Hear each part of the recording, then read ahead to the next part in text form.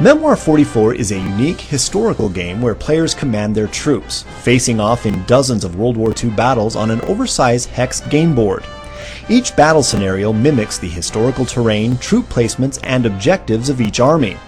Deploying forces through a variety of command cards, the Smart Commander uses the unique skills of his units: infantry, tanks, artillery, commandos, and resistance fighters to their greatest strengths. Easy to learn and fast-paced, Memmoir'44 requires strategic card play, timely dice rolling, and an aggressive yet flexible battle plan to achieve victory. The Memmoir'44 box is filled with hundreds of pieces, including over 180 plastic figures. These include infantry, armored tanks, and artillery.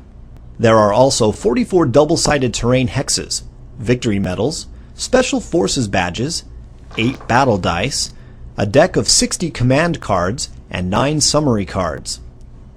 The figures and components enable you to set up any of the game's 16 different scenarios on the double-sided board map, with beach landings on one side and inland battles on the other. The red dotted lines show the 3 different battlefield sections, indicating each player's left flank, center, and right flank. The Rules and Scenarios booklet provides you with clear explanations and detailed illustrations of the game rules. It also takes you step by step through the process of setting up the game for the scenario you've chosen. Each scenario has a briefing page that provides the historical background of the battle. It then explains how to set up the scenario, how many command cards go to each side, the number of victory medals required to win, which side plays first, and it includes any special rules for that scenario. Here we've set up the Sword Beach scenario, one of the key battles of D-Day.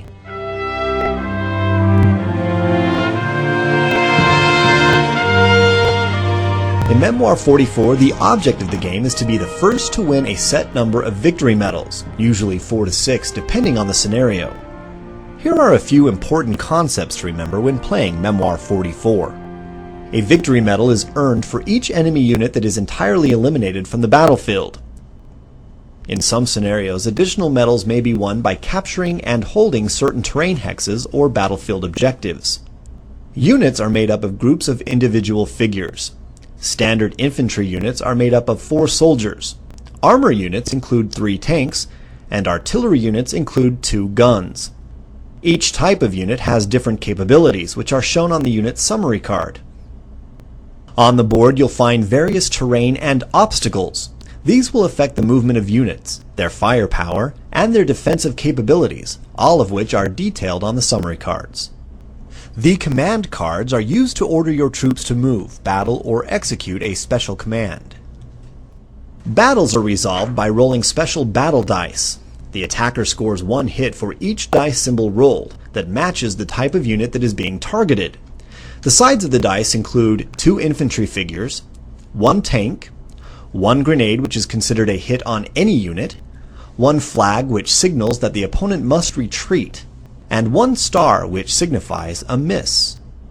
Whenever an attacker scores a hit against an enemy unit, 1 figure from that unit is removed from the board. When the last member of a unit is hit, that figure is placed on the opposing player's medal stand and he earns a victory point.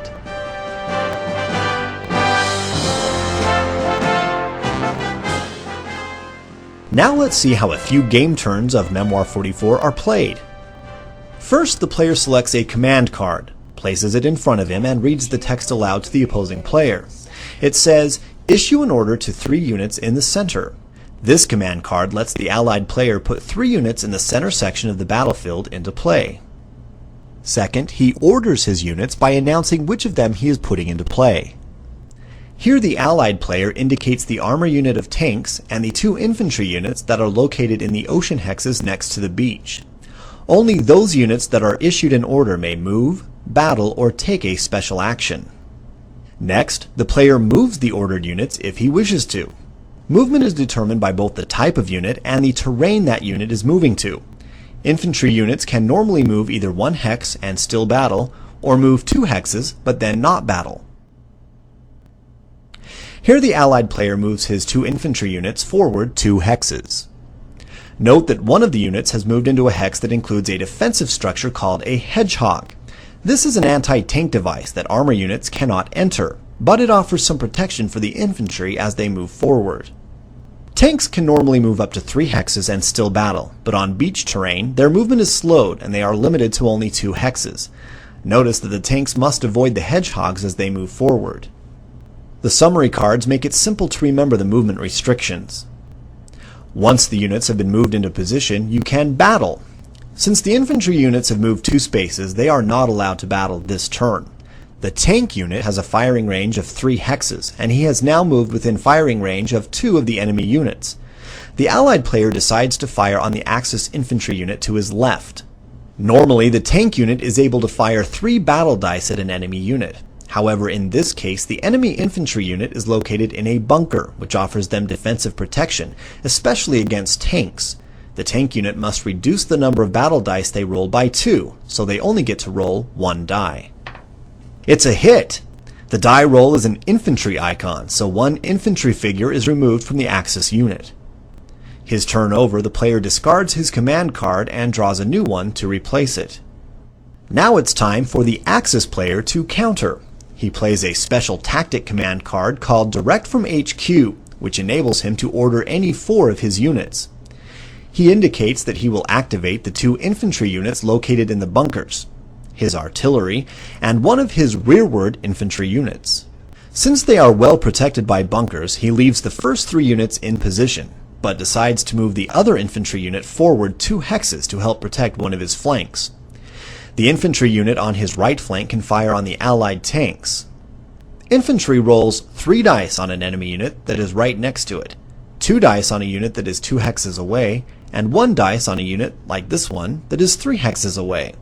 The roll comes up a grenade. It's a hit, and 1 tank is removed from the unit. Next to fire is the artillery. The big guns have a longer range, so they fire 3 dice against units that are 1 or 2 hexes away, 2 dice for units 3 or 4 hexes away, and 1 die against an enemy that is 5 or 6 hexes away. Here they fire 2 dice against the tanks. 1 die is an infantry unit, which of course misses the tanks, and the second die is a flag, which forces the tank unit to retreat 1 space backwards. Finally, the second Axis infantry unit fires, this time switching targets to the allied infantry unit in the hedgehog 2 hexes away. They fire 2 dice. 1 is an infantry, which causes a hit. The second is a flag, which normally would force a retreat, but because the allied unit is hiding behind a hedgehog, it has some protection and can ignore the first retreat flag rolled against it. The Axis player discards his command card and replaces it from the draw pile. The game continues with each player alternating turns.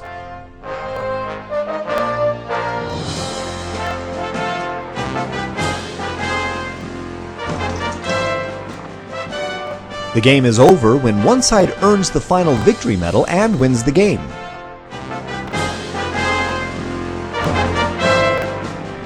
Memmoir'44 is played with 2 players ages 8 and older. The typical game time is 30 to 60 minutes. Often players will play a scenario twice, switching sides after the first game to play the opposing army. Memmoir'44 also includes a special Omaha Beach Overlord scenario that combines 2 boards and enables teams of 3 or 4 players per side. In addition to the 16 scenarios in the rulebook, there are dozens more available for download from the Memmoir'44 webpage at www.memmoir44.com. More than just a game, Memmoir'44 has grown into a game system of its own. Several expansion packs are now available, with more on the way. The Terrain Pack includes 88 new terrain tiles, new rules for minefields, combat engineers, and many new things, along with scenarios to go along with them. The Eastern Front puts you in charge of a complete set of Russian army figures in snowy terrains fought over 8 new scenarios. And the Winter Desert board map is a new board on which to play scenarios in North Africa or the Eastern Front. Memmoir'44 is a great game for fathers and sons, or even grandfathers and their grandchildren. It's a quick and fun way to reconnect with history. Memmoir'44 was named the winner of the 2004 International Gamers Award for Best 2-Player Game and also received the Wargamer Award for Excellence.